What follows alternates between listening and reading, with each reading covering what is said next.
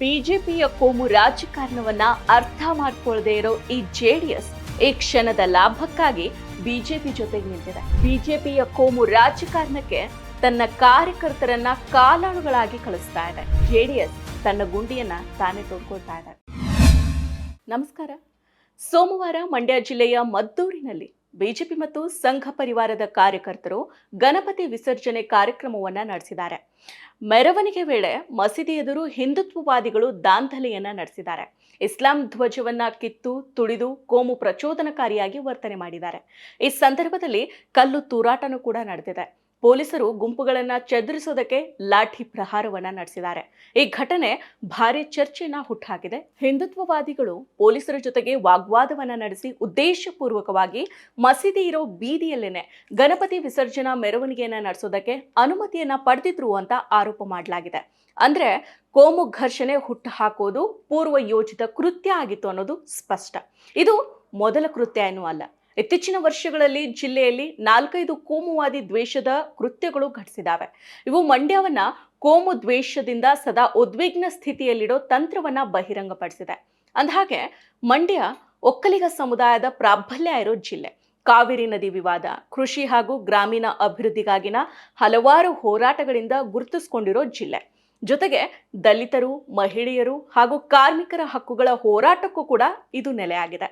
ಜೊತೆಗೆ ಓರ್ವ ಮುಖ್ಯಮಂತ್ರಿಯನ್ನ ಕೊಟ್ಟಿದ್ದಲ್ಲದೆ ಮಾಜಿ ಸಚಿವ ಕೆ.ವಿ. ಶಂಕರಗೌಡ, ಹೋರಾಟಗಾರ ಜಿ. ಮಾದೇಗೌಡ, ಪುಟ್ಟಣ್ಣಯ್ಯ, ಸಂಘಟಕ ಚೌಡಯ್ಯರಂಥವರು ಹಾಗೂ ಸಿನಿಮಾ ಸ್ಟಾರ್ಗಳಾಗಿರೋ ಅಂಬರೀಷ್, ರಮ್ಯಾ ಅವರಿಗೆ ರಾಜಕೀಯ ಬುನಾದಿಯನ್ನು ಕೂಡ ಹಾಕಿಕೊಟ್ಟಿದೆ. ಸಹಬಾಳ್ವೆ, ಕೋಮು ಸಾಮರಸ್ಯವನ್ನೇ ತನ್ನ ಜೀವಾಳವಾಗಿಸಿಕೊಂಡಿದೆ. ಆದರೆ ಈಗ ಸಕ್ಕರೆಯ ನಾಡನ್ನ ದ್ವೇಷದ ನಾಡಾಗಿಸಿ ಕೋಮು ವಿಷ ಬಿತ್ತುತ್ತಾ ಇರೋ ಬಿಜೆಪಿ ಸಂಘ ಪರಿವಾರದ ಕುತಂತ್ರಕ್ಕೆ ಸಿಕ್ಕು ನಲುಗ್ತಾ ಇದೆ. ಕರ್ನಾಟಕದಲ್ಲಿ ಕರಾವಳಿ ನಂತರ ಸಂಘ ಪರಿವಾರದ 2ನೇ ಕೋಮು ಪ್ರಯೋಗಶಾಲೆಯಾಗಿ ಮಾರ್ಪಡ್ತಾ ಇದೆ. ಮಂಡ್ಯ ಜಿಲ್ಲೆ ರಾಜಕೀಯವಾಗಿ ಕಳೆದ 2-3 ದಶಕಗಳಿಂದ ಜೆಡಿಎಸ್ಗೆ ಭದ್ರಕೋಟೆ ಆಗಿದ್ರು ಕಾಂಗ್ರೆಸ್ನ ಕೈ ಬಿಡದೆ ನೆಲೆಯನ್ನ ಕೊಟ್ಟಿದೆ. ಜೆಡಿಎಸ್ ಕಾಂಗ್ರೆಸ್ ರಾಜಕೀಯ ಪೈಪೋಟಿಯ ಮಂಡ್ಯ ಜಿಲ್ಲೆಯನ್ನ ಆಕ್ರಮಿಸಿಕೊಳ್ಳೋದಕ್ಕೆ ಇದೀಗ ಬಿಜೆಪಿ ಹವಣಿಸ್ತಾ ಇದೆ. ಜಿಲ್ಲೆಯಲ್ಲಿ ಬಲಾಢ್ಯರಾದ ಒಕ್ಕಲಿಗರನ್ನ ಸೆಳೆಯೋದಕ್ಕೆ ತಂತ್ರವನ್ನ ಹೆಣಿತಾ ಇದೆ. ಅದಕ್ಕಾಗಿ ತನ್ನ ಏಕೈಕ ಅಸ್ತ್ರ ಕೋಮು ದ್ವೇಷವನ್ನ ದಾಳವಾಗಿ ಪ್ರಯೋಗ ಮಾಡ್ತಾ ಇದೆ. ಕೋಮು ಧ್ರುವೀಕರಣಕ್ಕೆ ಮುಂದಾಗಿದೆ. ಕಳೆದ 10 ವರ್ಷಗಳ ನಿರಂತರ ಪ್ರಯತ್ನಗಳ ಜೊತೆಗೆ ಕರಾವಳಿ ಕರ್ನಾಟಕವನ್ನ ಬಿಜೆಪಿ ಕೋಮು ಸಂಘರ್ಷದ ಯುದ್ಧ ಭೂಮಿಯಾಗಿ ಬದಲಿಸಿದೆ. ಇದೇ ತಂತ್ರವನ್ನ ಮಂಡ್ಯಕ್ಕೂ ಕೂಡ ತಂದಿದೆ. ಆರಂಭದಲ್ಲಿ ಶ್ರೀರಾಮನವಮಿ, ಹನುಮ ಜಯಂತಿಯನ್ನ ಆಚರಿಸುವ ಮೂಲಕ ಮಂಡ್ಯ ಜಿಲ್ಲೆಯಲ್ಲಿ ಕೇಸರಿ ಧ್ವಜವನ್ನ ನೆಟ್ಟ ಈ ಬಿಜೆಪಿ ಸಂಘ ಪರಿವಾರ ಕಳೆದ 5-6 ವರ್ಷಗಳಲ್ಲಿ ತನ್ನ ಕೋಮು ವರಸೆಯನ್ನ ಬದಲು ಮಾಡಿದೆ. ಟಿಪ್ಪು ಸುಲ್ತಾನರನ್ನ ಒಕ್ಕಲಿಗ ಸಮುದಾಯದ ಊರಿಗೌಡ, ನಂಜೇಗೌಡ ಕೊಂದ್ರು ಅನ್ನೋ ಕಾಲ್ಪನಿಕ ಕಥೆಯನ್ನ ಕಟ್ಟಿ ವಿವಾದವನ್ನ ಸೃಷ್ಟಿ ಮಾಡಿತು. ಆ ಬಳಿಕ ಶ್ರೀರಂಗಪಟ್ಟಣದಲ್ಲಿರೋ ಮಸೀದಿ ಈ ಹಿಂದೆ ಶಿವನ ದೇವಾಲಯ ಆಗಿತ್ತು ಅಂತ ಮತ್ತೊಂದು ವಿವಾದವನ್ನ ಹುಟ್ಟುಹಾಕ್ತು. ಕಳೆದ ವರ್ಷ ಕೆರಗೋಡಿನಲ್ಲಿ ಗ್ರಾಮ ಪಂಚಾಯಿತಿಯ ಧ್ವಜಸ್ತಂಭದಲ್ಲಿ ಹನುಮ ಧ್ವಜವನ್ನ ಹಾರಿಸಿ ಕೋಮು ಉದ್ವಿಗ್ನತೆಯನ್ನ ಸೃಷ್ಟಿ ಮಾಡಿತು. ಬಳಿಕ ನಾಗಮಂಗಲದಲ್ಲಿ ಗಣಪತಿ ವಿಸರ್ಜನೆ ವೇಳೆ ಕಲ್ಲು ತೂರಾಟವನ್ನ ನಡೆಸಿ ಕೋಮು ಗಲಭೆಯನ್ನ ಹುಟ್ಟುಹಾಕ್ತು. ಈಗ ನಿನ್ನೆ ಮದ್ದೂರಿನಲ್ಲಿಯೂ ಕೂಡ ಕೋಮು ಹಿಂಸಾಚಾರವನ್ನ ನಡೆಸಿದೆ. ಮಂಡ್ಯದ ನೆಮ್ಮದಿಯನ್ನ ಹಾಳು ಮಾಡಿಬಿಟ್ಟಿದೆ. ಕುವೆಂಪು ಅವರ ಆಶಯದಂತೆ ಸರ್ವ ಜನಾಂಗದ ಶಾಂತಿಯ ತೋಟವಾಗಿದ್ದ ಮಂಡ್ಯ ಸಂಘದ ಹಿಂದುತ್ವವಾದಿ ದ್ವೇಷದ ನೆಲೆಯಾಗಿ ಬದಲಾಗ್ತಾ ಇದೆ. ಹಿಂದುತ್ವ ಅನ್ನೋ ಹೆಸರೇ ಹೇಳ್ಕೊಂಡು ಅದರ ಲಾಭವನ್ನ ನೇರವಾಗಿ ತನಗೇ ಸಿಗುತ್ತೆ ಅಂತ ಬಿಜೆಪಿ ಭಾವಿಸಿದೆ. ಆದ್ರೆ ಇದರ ಲಾಭವನ್ನ ಪಡೆಯೋದಕ್ಕೆ ಬಿಜೆಪಿ ಜೊತೆ ಮೈತ್ರಿಯನ್ನ ಮಾಡ್ಕೊಂಡಿರೋ ಜಾತ್ಯತೀತತೆಯ ಹೆಸರನ್ನ ಇಟ್ಕೊಂಡು ಜಾತಿ ರಾಜಕಾರಣ, ವಂಶ ರಾಜಕಾರಣವನ್ನ ಮಾಡ್ತಾ ಇರೋ ಜೆಡಿಎಸ್ ಕೂಡ ಹವಣಿಸ್ತಾ ಇದೆ. 2023ರ ವಿಧಾನಸಭಾ ಚುನಾವಣೆಯಲ್ಲಿ ಮಂಡ್ಯ ಜಿಲ್ಲೆಯ 7 ವಿಧಾನಸಭಾ ಕ್ಷೇತ್ರಗಳ ಪೈಕಿ 6 ಸ್ಥಾನಗಳನ್ನ ಕಳೆದುಕೊಂಡು ಜೆಡಿಎಸ್ ಹೀನಾಯವಾಗಿ ಸೋತಿತು. ತನ್ನ ನೆಲೆಯನ್ನ ಮರಳಿ ಪಡಿಬೇಕು ಅಂತ 2024ರ ಲೋಕಸಭಾ ಚುನಾವಣೆಯಲ್ಲಿ ಬಿಜೆಪಿ ಜೊತೆ ಮೈತ್ರಿ ಮಾಡ್ಕೊಂತು.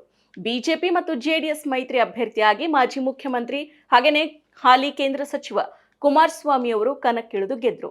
ತಮ್ಮ ಕಾರ್ಯಕರ್ತರಿಗೆ ಹಸಿರು ಶಾಲಿನ ಮೇಲೆ ಕೇಸರಿ ಶಾಲನ್ನ ಕುಮಾರಸ್ವಾಮಿ ಅವರು ಹೊದಿಸಿದ್ರು.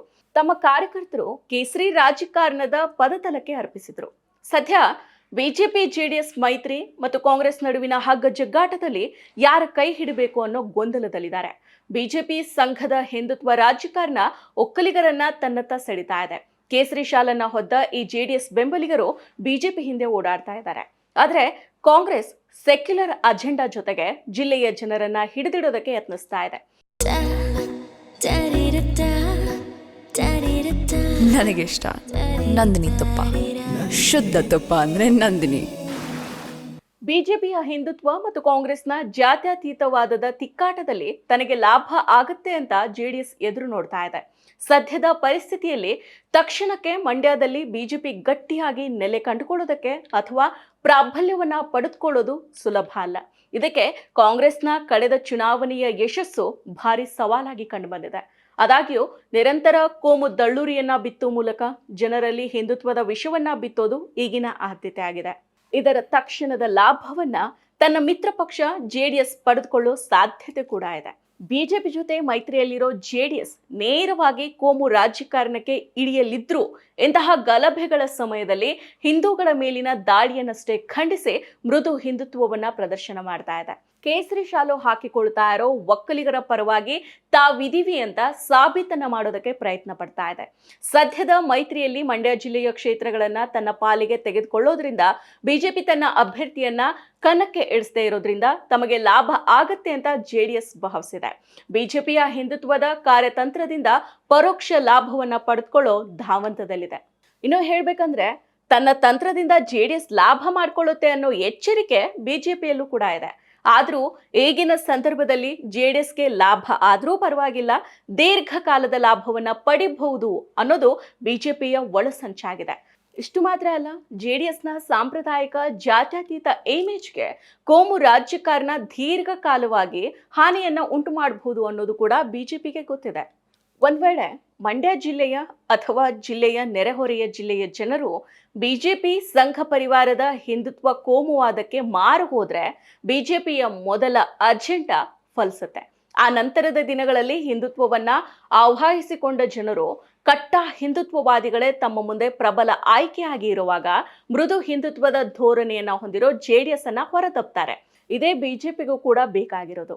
ಮಂಡ್ಯ ಸೇರಿದಂತೆ ಒಕ್ಕಲಿಗರ ಪ್ರಾಬಲ್ಯ ಇರೋ ಜಿಲ್ಲೆಗಳಲ್ಲಿ ಜೆಡಿಎಸ್ ಅನ್ನ ಮುಗಿಸಿ ಅದರ ಬೆಂಬಲಿಗರು ಮತ್ತು ಮತದಾರರನ್ನ ತನ್ನ ಸುಪರ್ದಿಗೆ ಪಡೆಯೋದೇ ಬಿಜೆಪಿಯ ಮುಖ್ಯ ಗುರಿ. ಆದ್ರೆ ಬಿಜೆಪಿಯ ಈ ತಂತ್ರವನ್ನ ಅರ್ಥ ಮಾಡ್ಕೊಳ್ಳದೆ ಇರೋ ಜೆಡಿಎಸ್ ಈ ಕ್ಷಣದ ಲಾಭಕ್ಕಾಗಿ ಬಿಜೆಪಿಯ ಜೊತೆಗೆ ನಿಂತಿದೆ. ಬಿಜೆಪಿಯ ಕೋಮು ರಾಜಕಾರಣಕ್ಕೆ ತನ್ನ ಕಾರ್ಯಕರ್ತರನ್ನ ಕಾಲಾಳುಗಳಾಗಿ ಕಳಿಸ್ತಾ ಇದೆ, ತನ್ನ ಗುಂಡಿಯನ್ನ ತಾನೇ ತೋಡ್ಕೋತಾ ಇದೆ. ಇನ್ನು ಕಾಂಗ್ರೆಸ್ ಕೂಡ ಅರೆಬೆಂದಂತೆ ವರ್ತಿಸ್ತಾ ಇದೆ. ಕಾಂಗ್ರೆಸ್ ದೆಹಲಿ ಹೈಕಮಾಂಡ್ ಕೋಮುವಾದದ ವಿರುದ್ಧ ದೃಢ ನಿಲುವನ್ನ ಹೊಂದಿದ್ರು ರಾಜ್ಯ ಕಾಂಗ್ರೆಸ್ ಕೋಮುವಾದವನ್ನ ನಿಷ್ಠೂರವಾಗಿ ವಿರೋಧ ಮಾಡದೆ ತೇಪೆ ಹಚ್ಚೋ ಕೆಲಸದಲ್ಲಿ ತೊಡಗಿದೆ. ಹೊಂದಾಣಿಕೆ ರಾಜಕಾರಣದ ಹೊಲಸಿನಲ್ಲಿ ಮುಳುಗೋಗಿದೆ.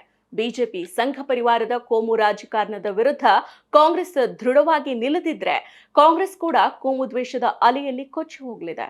ಇನ್ನು ಗಮನಿಸಬೇಕಾಗಿರೋ ಅಂಶ ಏನಂದ್ರೆ, ಮಂಡ್ಯದ ಜನರು ಸಾಮಾಜಿಕ ಸಾಮರಸ್ಯನೇ ತಮ್ಮ ಜೀವಾಳ ಅಂತ ನಂಬಿರೋರು. ಹೀಗಾಗಿ ಈ ಗಲಭೆಯನ್ನ ಬಿಜೆಪಿಯ ಕೋಮು ರಾಜಕಾರಣದ ಭಾಗ ಅಂತ ಚಿತ್ರಿಸಿ ತನ್ನ ಸೆಕ್ಯುಲರ್ ಇಮೇಜ್ ಅನ್ನ ಕಾಂಗ್ರೆಸ್ ಬಲಪಡಿಸಿಕೊಳ್ಳೋ ಅವಕಾಶ ಇದೆ.